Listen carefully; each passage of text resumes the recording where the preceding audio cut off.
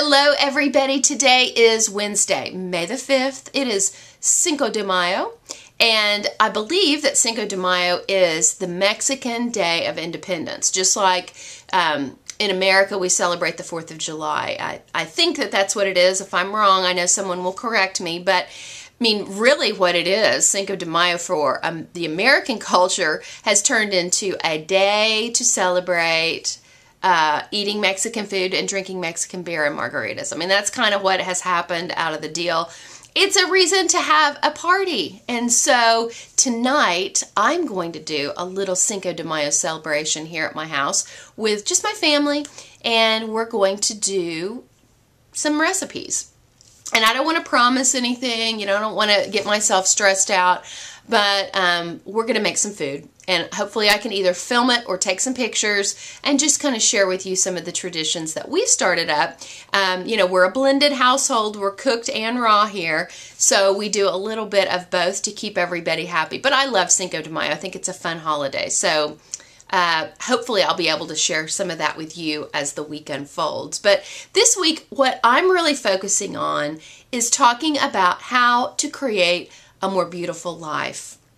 And I definitely believe that when you embrace a diet that's high in raw and living foods, that is such a great step in the right direction of creating a more beautiful life for yourself. Obviously, as you're feeding your body living foods that are full of enzymes, you are bringing life. There's nothing more beautiful, I don't think, than life. And live food is one way to bring more of that into your reality.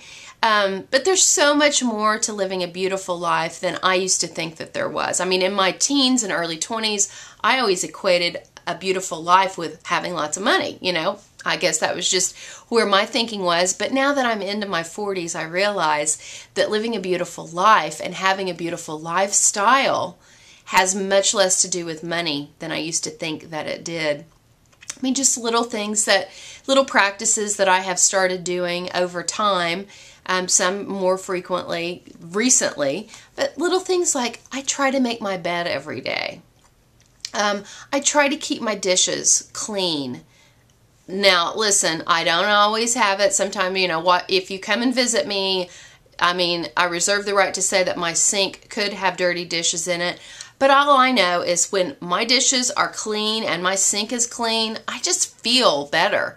You know, when I have taken a rag and I have dusted my furniture, I feel better. When I have picked up the clutter around my house, I feel better. I'm convinced that a lot of women, especially women and some men, suffer from some low-level form of depression because their house is in squalor. I mean, they have got crap everywhere, and that really is depressing. And so when you come home and your home, even if you don't have a lot of money and you don't have a lot of really nice things, a clean house is a beautiful house, in my opinion.